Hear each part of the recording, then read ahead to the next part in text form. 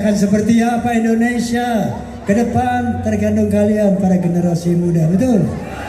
Persiapkan diri Anda untuk menerima tongkat estafet kepemimpinan nasional. Siap? Darah muda.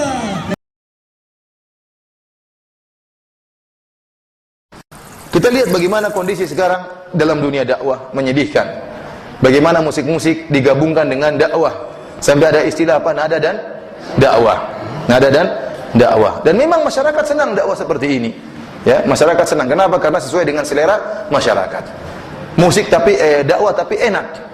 Oleh karena saya waktu pernah lihat acara di televisi, subhanallah, bagaimana mereka bermain musik, kemudian astagfirullah, kemudian astagfirullah, orang rambutnya merah sebelah, hijau sebelah, baru astagfirullah. Gimana mau khusyuk? Gak masuk akal sih bilang menggabungkan antara apa? Musik dengan dakwah. Ya, ini bagaimana bisa tergabungan? Untung nggak ada orang Arab. Orang Arab lihat mungkin ketahuan, kok bisa begini? Astagfirullah, berapa? Nada dan dakwah, lihat waktu lagi konser banyak yang hadir. Laki-laki perempuan bercampur, joget-joget, ya asik memang. Apakah ini berpahala? Apakah joget-joget gitu nambah iman? Kita berpikir yang apa namanya? Yang benar cara berpikir kita. Jangan ikut hawa nafsu. Ya. Ada yang bilang, Ustaz, kalau dengan musik saya, Masya Allah, terenyuh hati saya bisa nangis. Memang benar, bukan cuma kamu, orang-orang Nasrani saya lihat sendiri, orang-orang Pantai Costa nangis dengan musik yang mereka apa namanya mainkan di gereja, nangis-nangis. Namun apakah tangisan itu yang diinginkan oleh Allah Subhanahu Wa Taala? Kamu menangis tatkala dengar musik, waktu dengar ayat Al-Quran nangis atau tidak? Mau baca 30 juz juga nangis, nggak bisa nangis karena kelamaan. Bukan karena terenyuh dengan bacaan ini, lama sekali, aduh nangis, anak-anak nangis semua nangis. Apa nangis? Baca hadis apakah tersentuh? Enggak tersentuh dengan musik-musik seperti itu. Ini bentuk tasyabuh dengan orang-orang Nasara. Berdakwah dengan menggunakan apa? Alat-alat musik. Padahal para ulama telah ijma' bahwasanya musik hukumnya haram. Ijma' 4 mazhab seluruhnya. Seluruhnya mengharamkan musik. Dalilnya lihat halaman 54. Halaman 54. Rasulullah SAW bersabda dalam Sahih Al-Bukhari. Dalam kitab Sahih Al-Bukhari, la yakunanna min ummati aqwamun yastahilluna al-hira wal harira wal khamra wal ma'azif. Akan ada dari umatku kaum-kaum yang mereka menghalalkan, artinya ini hukumnya haram, namun dihalalkan. Apa saja perkara yang dihalalkan oleh kaum Nabi Muhammad di kemudian hari adalah al-hira, al-hira wal harira. Al-hira artinya zina. Akan ada kaum yang menghalalkan apa? Zina. Wal harira, akan ada kaum yang menghalalkan kain sutra bagi lelaki. Wal khamr, akan ada kaum yang menghalalkan khamr, bir. Wal ma'azif, dan akan ada kaum yang menghalalkan alat-alat musik. Dan sudah ada zaman sekarang orang-orang yang menghalalkan apa? Alat musik. Yang menghalalkan khamr ada, mengatakan ini minuman rohani, jamu ya. Jamunya cap orang tua berjenggot. Mantap ya. Jamu cap orang tua berjenggot ternyata khamr.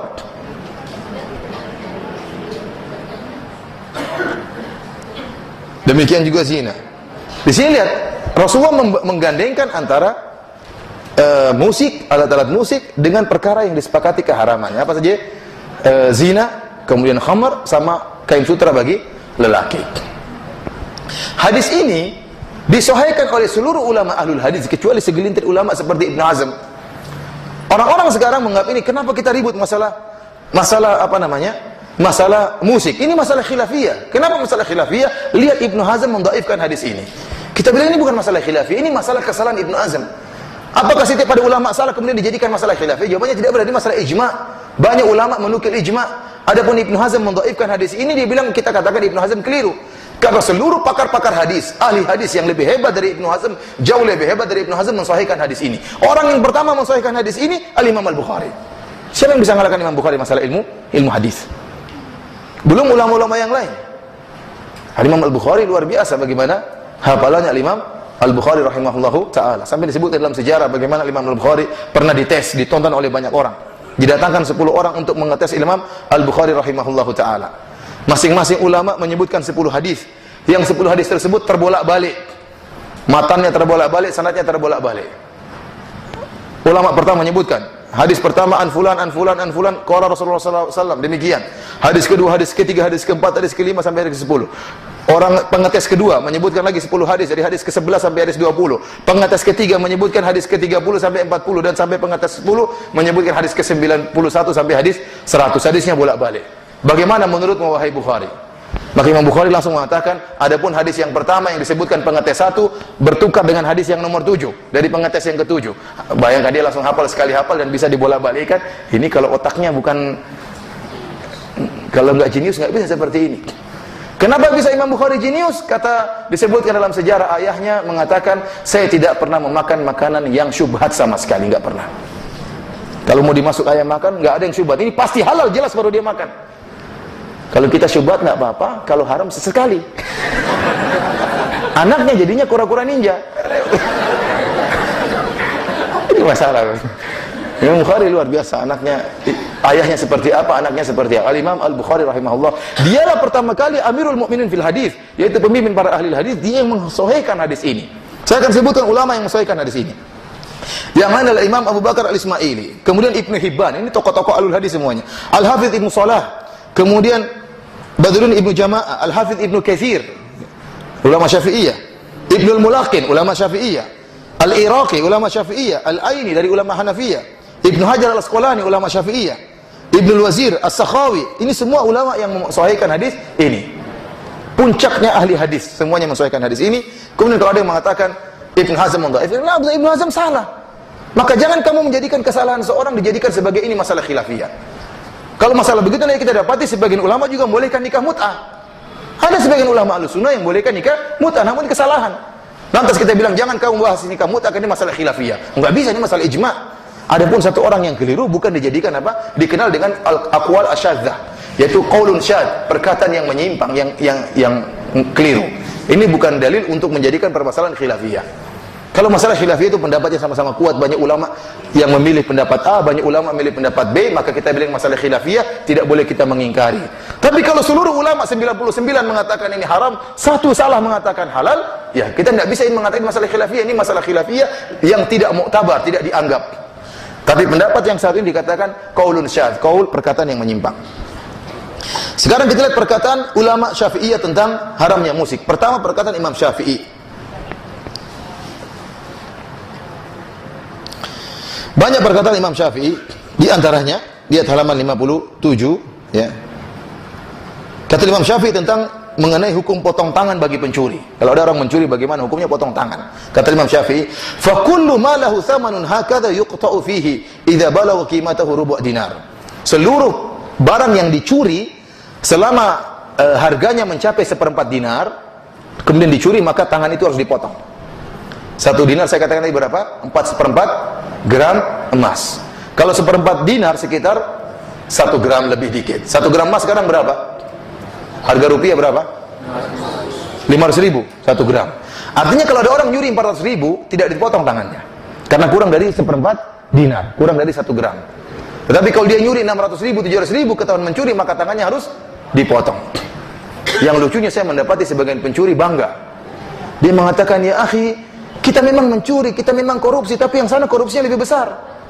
Iya, memang sana korupsinya lebih besar, tapi kamu sama-sama pencuri. Satunya nyuri 1 miliar, kamu curi 500 juta, sama-sama pencuri. Sama-sama tangannya dipotong, sama-sama satu tangan dipotong. Biar dia curi 1 miliar, kamu 500 juta, sama-sama tangannya satu dipotong. Terus kamu banggakan nyuri sedikit dibandingkan nyuri yang banyak. Ini lucu seperti ini. Mentazkiyah diri dengan menyatakan, saya cuma nyuri sedikit.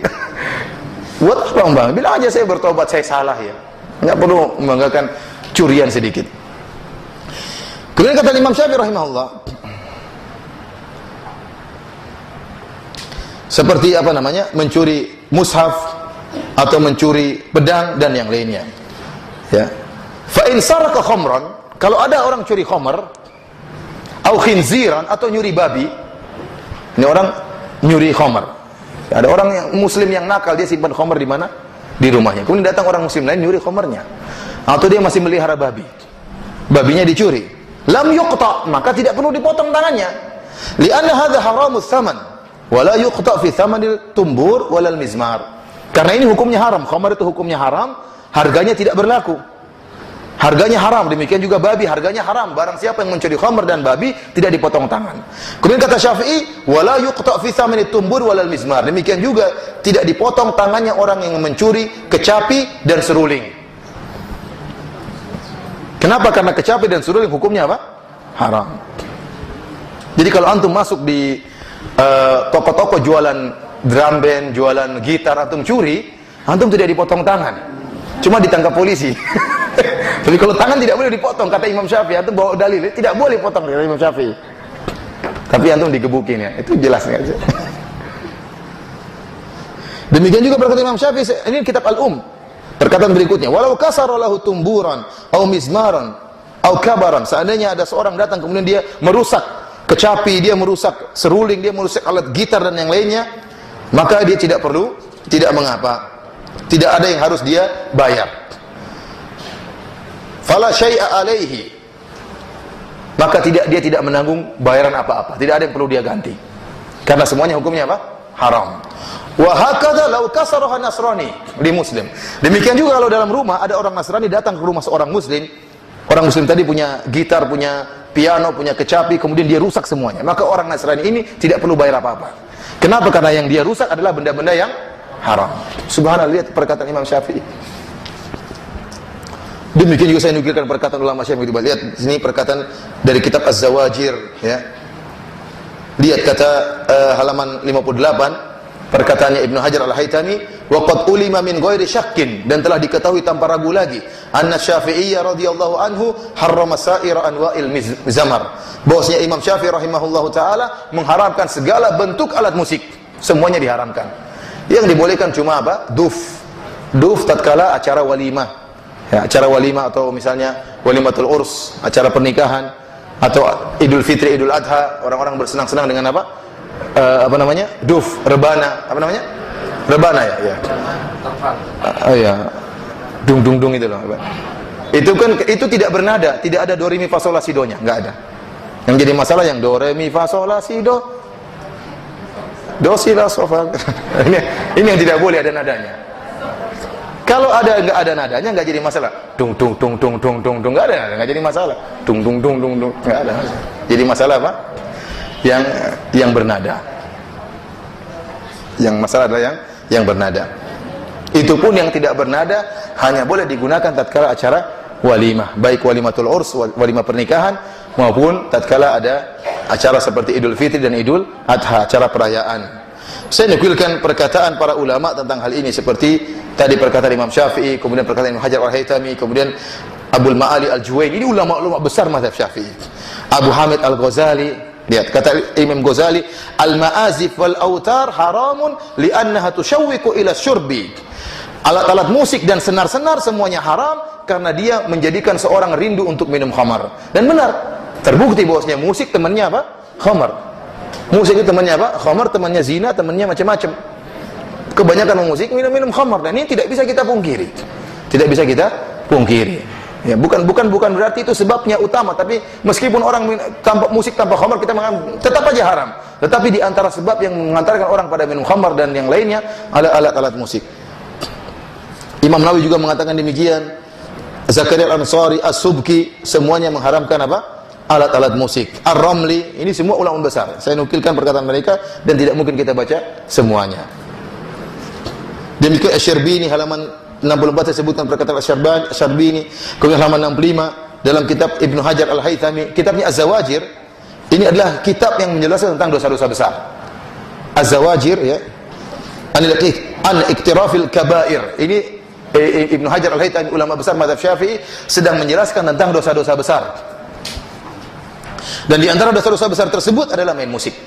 Dia sebutkan dalam kitabnya yang berjudul Az-Zawajir an iktirafil kabair.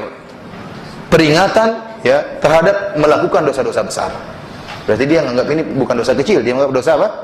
Dosa besar.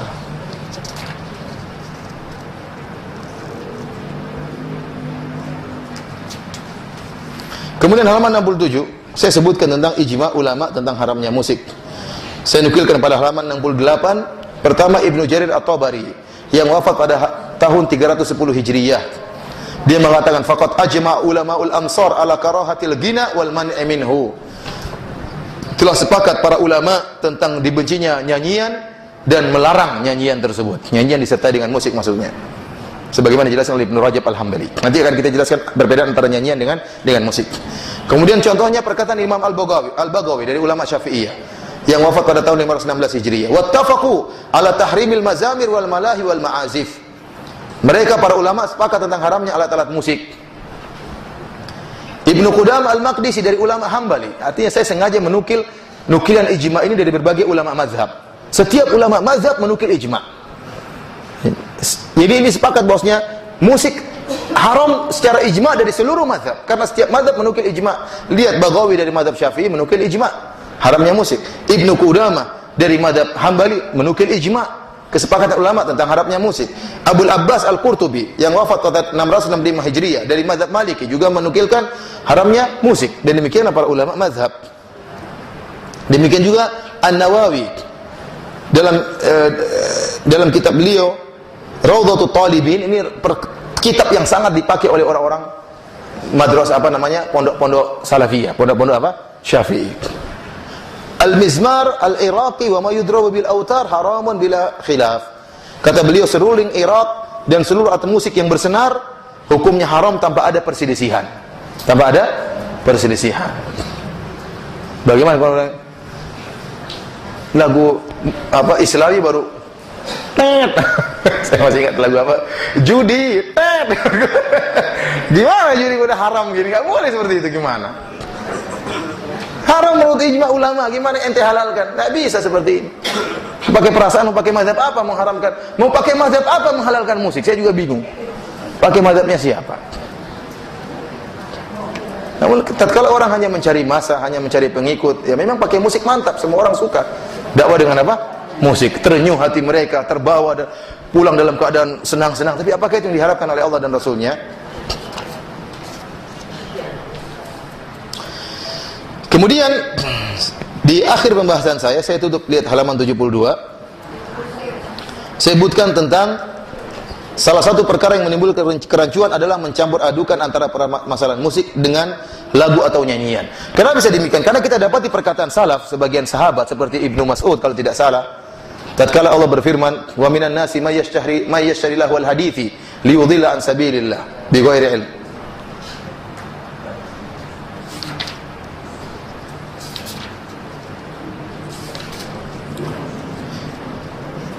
Disebutkan bahwasanya para salaf mereka mengingkari adanya nyanyian.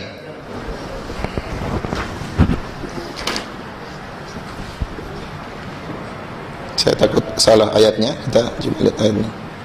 Dalam surat Luqman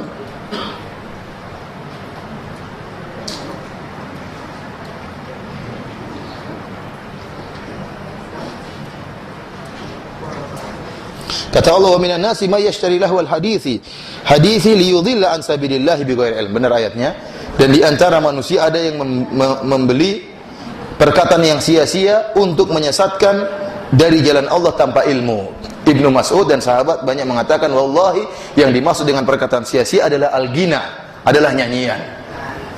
Seakan-akan nyanyian hukumnya haram. Namun para ulama di antaranya Ibnu Rajab telah menjelaskan, yang dimaksud dengan nyanyian yang disumpah oleh Ibnu Mas'ud adalah nyanyian yang disertai dengan musik. Nyanyian disertai dengan musik. Oleh karenanya kita dapat di perkataan Imam Syafi'i membolehkan nasyid. Nasyid diperbolehkan karena nasyid bukan musik. Artinya nasyid tanpa alat musik. Selama nasyid-nasyid tersebut tidak melalaikan orang dari Al-Quran dan hadis, maka hukum asalnya boleh. Hukum asalnya boleh. Yang tidak diperbolehkan adalah nyanyian yang disertai musik. Kalau nasyid dikembalikan kepada isi daripada nasyid tersebut. Kalau nasyid tersebut isinya adalah lagu-lagu cinta, lagu-lagu yang bikin loyo, yang bikin malas, yang bikin ini hukumnya haram. Tapi nasyid-nasyid yang berikan semangat, yang misalnya mengingatkan kepada berbakti kepada orang tua, mengingatkan agar berbakti sama suami, mengingatkan berbakti kepada istri, maka ini tidak mengapa. Tapi kalau isinya enggak beres, ini hukumnya haram. Oleh karenanya para ulama membedakan antara nyanyian dengan musik. Jadi kalau nasyid hukum asalnya boleh selama tidak sampai pada tasyabuh dengan musik-musik yang terkenal. Karena sebagian orang terkadang buat lagu dengan musik, mengikuti musik-musiknya orang barat misalnya. Kemudian mereka hilangkan musiknya, jadi cuma nyanyian tanpa musik. Ini yang tidak boleh seperti ini. Ya, karena dia sebenarnya hakikatnya adalah musik yang lagu yang menyerupai musik-musik yang haram.